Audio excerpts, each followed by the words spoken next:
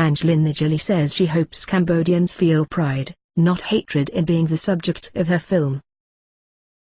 With the release of her film, First They Killed My Father, on the horizon, Angelina Jolie hopes that by shedding light on the genocide in Cambodia under the Khmer Rouge Communist Party's regime, the Cambodian people will take pride in what they survived instead of feeling hatred or resentment for what the country endured in the late 1970s. Quote, "I hope this doesn't bring up hatred. I hope this doesn't bring up blame," quote, Jolie tells the BBC in a behind-the-scenes special produced by the British TV network about the genocide and the making of her film that aired on Sunday. Quote, "I hope the people of this country are proud when they see it, because they see what they've survived," quote. In February, Jolie made her first official appearance since her split from Brad Pitt, when she attended a premiere for her film in Cambodia. She was joined by all of her children at the event and was interviewed by the BBC.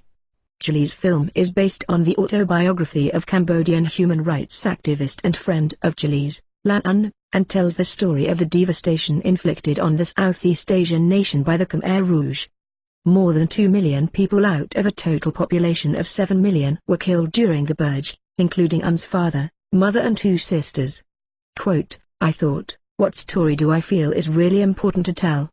Quote, Jolie says in the special of how the Passion Project came to be. Quote, "I felt this war that happened 40 years ago and what happened to these people was not properly understood. And not just for the world, but for the people of the country.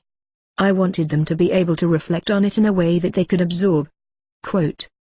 The BBC special covers the scope of what led to the human rights tragedy and also sheds light on the lasting effect it has had on Cambodians, many of whom still suffer from survivor's guilt.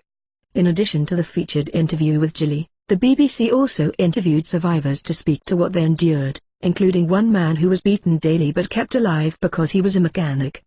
The BBC follows him as he returns to his cell for the first time. The network also interviewed one of the interrogators for the Khmer Rouge, and note the startling historical fact that only 4 people were ever prosecuted for the genocide. People who worked with the regime were not arrested, only the top officials. Quote, "I hope the people of this country are proud when they see it, because they see what they survived," quote, says Jolie of her film. Quote, "And I hope it sheds light on what it is to be Cambodian and the beauty and love of the family," quote.